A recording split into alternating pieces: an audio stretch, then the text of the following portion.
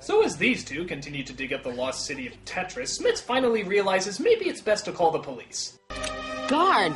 They will come here with trucks filled with barbed wire and men with guns, and they'll gag us, Guard. And you know that they would do it. E.T. is a true story. All the feds will come over here, they'll take all their stuff away, and then all the guns will turn into walkie-talkies. It'll be weird. And speaking of weird, Hilly's magic trick, using the invention that the crocodile tongue seemed to help create, seems to do its job a little too well, as it makes his brother disappear, but then never brings him back. Hilly, you stop fooling around and get Davy back. Now. I'm trying, but I can't. I'm trying, okay? Okay, where is he, Bonnie? Where did he go? I don't know. I don't know where things go when they stop being here. Come back, Davy, come back. It's okay. I'm sure he just went to another dimension right within the realms of Outworld. Your brother's soul is mine. See, he's in good hands. But it turns out the brother really has disappeared, and nobody can find him. So, the whole entire town shows up, all 12 of them, to help track him down however they can. All except for one person who had to go home early. Oh, Joe left the search early. Said he was coming down with the flu. No, he can't be. He seriously can't be. I'll be back first thing in the morning. Okay. Thanks, Becca.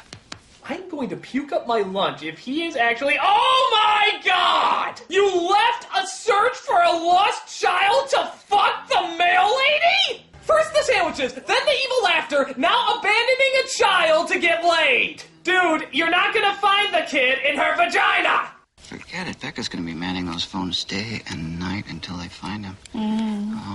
Day and night. Night and day. I can't take this guy. I really can't. He isn't just an asshole. He's like a compilation of assholes to make the world's biggest asshole. The $6 million asshole! Gentlemen, we can rebuild it. We have the technology. We will take elements from the world's biggest dick horses and make him shittier than he ever was before. Shittier. Crappier.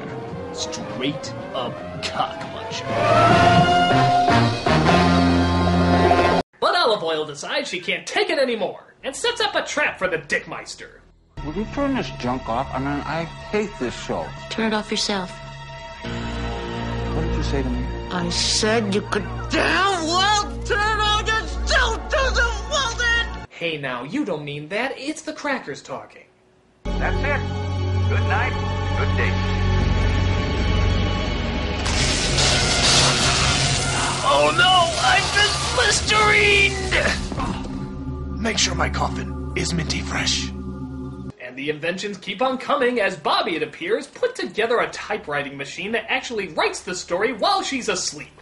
I'd make a Stephen King joke here, but let's face it, you've already made it in your head. But things get even worse when Hilly suddenly slips into a coma. I'm taking him to the hospital, Terry. No. You two stay here. I'll take Hilly to the hospital. I'll call you as soon as I spoke with the doctor. Ah, yes. Trust the guy who believes in engine magic with the safety of your child. Daddy.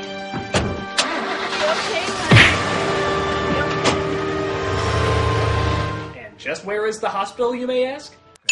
Oh good, I hear they have a real good health plan down there. Whenever a kid is in trouble, they just walk inside their house and pretend like nothing is going on. Suck on that, continuity lovers!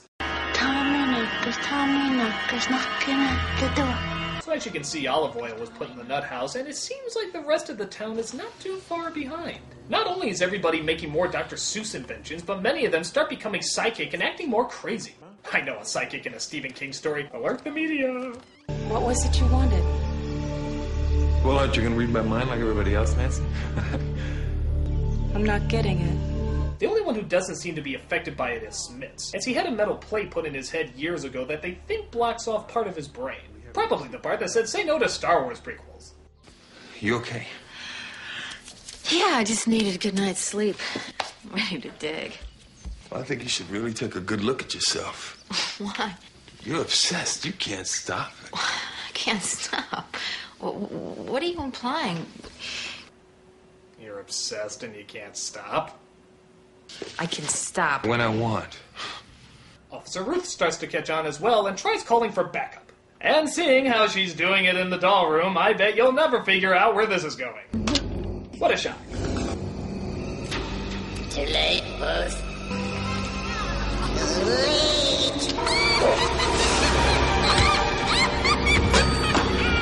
We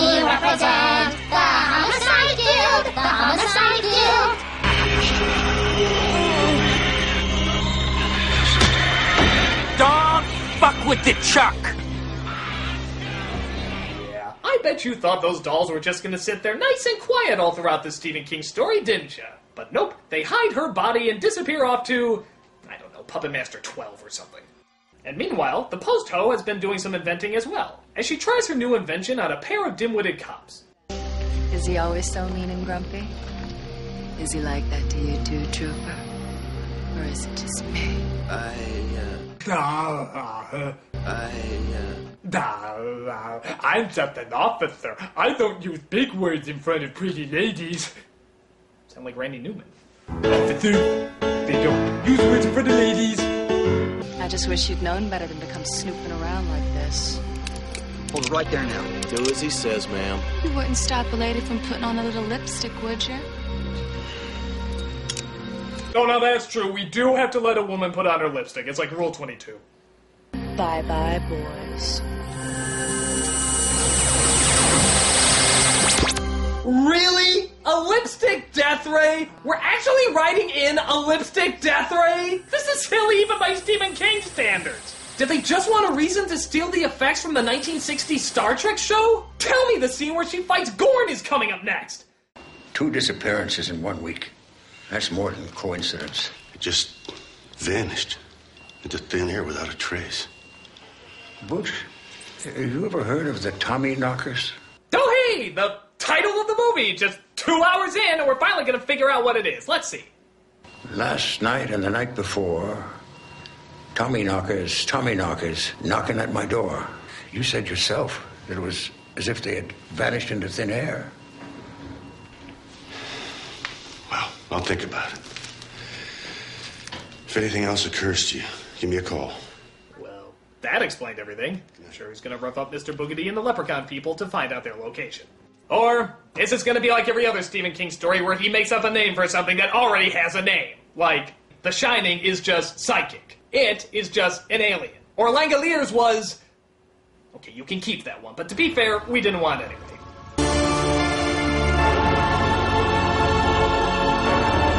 So everyone gathers around the Church of Slimer as everyone is hypnotized by the lean, mean green machine to keep digging it up. The time for all of us to unite is at hand. Are you ready to complete the becoming? Is that sort of like The Happening, only funnier? But the crowd heard that inane whisper, captures Smits and forces him to start digging up the device. Meanwhile, Grandpa and the officer return to check on the town, only to find that it's completely abandoned. But hey, that doesn't mean they can't stop for a nice cold one. Come, stupid.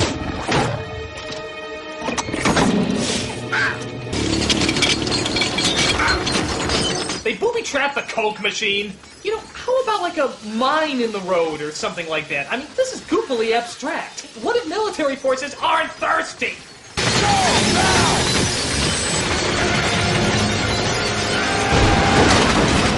They did it! They fried the Coke again!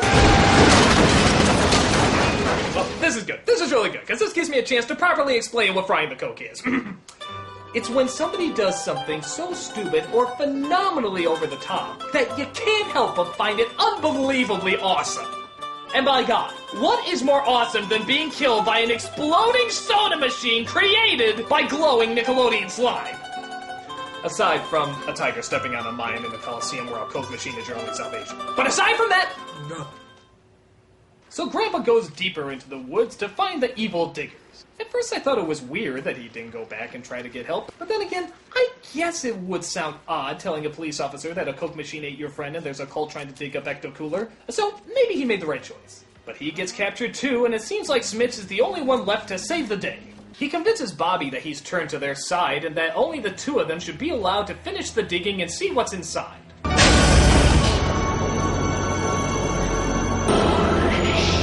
And just what is inside the machine? The TARDIS from Doctor Who. No, that'd be somewhat creative. No, it's just aliens. That's it. They crash-landed and have been here for years, eating up people so they can repopulate. They've been giving you brain boosters, but all they're doing is fattening you up. It's a cookbook. It's a cookbook. How does eating people help them repopulate? Why is the town only now being hypnotized by them? Why do intelligent life forms always seem to crash their ships? Never explained. They're just aliens. They're just weird. This has all been a lie. But they do find some of the missing people, including Hilly's brother. Drop your head. You okay? Worst magic trick ever.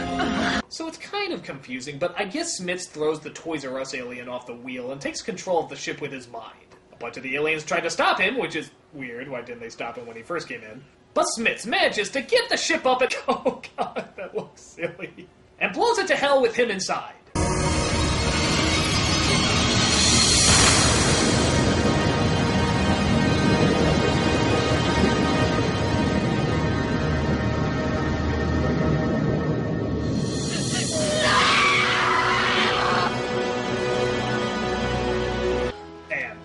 That's where it ends! I shouldn't really say end, just more stops. And with that said, kids, I must ask the question, what have we learned today? Well, I learned there's a rumor that Stephen King wrote this while high off his ass. And honestly, I wouldn't doubt it. I mean, yeah, it's stupid, silly, and makes little sense, but it's also kind of like looking into somebody's psyche. Most of the story is talking about how a certain substance increases your creativity, but also increases your dependency. Much like King admitted that's what happened when he was a stoned alcoholic. So in that sense, it's actually sort of fascinating. Seeing one guy trying to get rid of his dependency while also trying to make others beat theirs. But taking that out of it, this actually is one of the more entertaining Stephen King miniseries, just based off of its goofiness. As usual, it's a lot of build-up to a disappointing payoff, but the build-up is always good, and the over-the-top delivery is a ton of fun to watch. Honestly, I say give it a watch. Just don't play the drinking game while watching it, your lungs will disappear. I'm the Nostalgia Critic, and Nostalgia-ween is on the way!